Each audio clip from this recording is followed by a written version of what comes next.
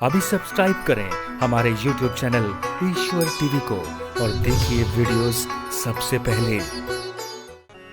तो ईश्वर को जानने का सबसे सरल साधन है आपका भजन, आपका सत्संग।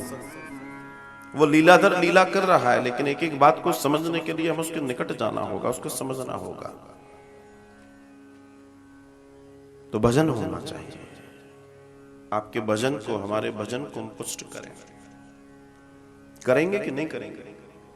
करना तो पड़ेगा। करत करत अभ्यास जड़मत हो तो सुजान।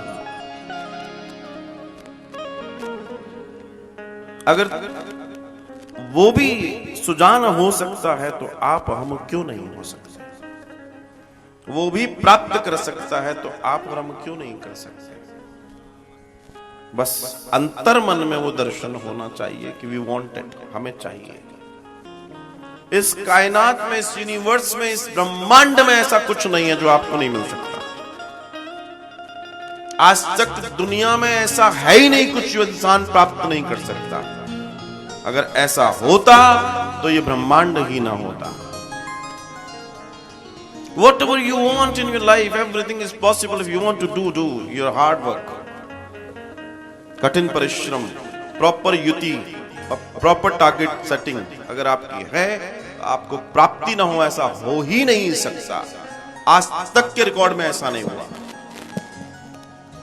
ध्यान रखिएगा इस बात का। तुम और हम जो प्राप्त नहीं कर पाते हैं वो अपनी हमारी क्षमताओं की कमी और आलस्य का परिणाम है।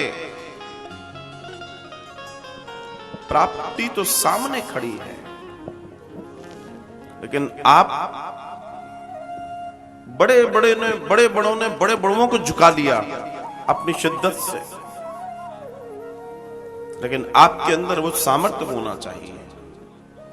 जब ईश्वर मिल सकता है तो बाकी चीजें क्यों नहीं मिल सकती? जब ईश्वर की प्राप्ति सहज है तो बाकी प्राप्तियां सहज क्यों नहीं हैं?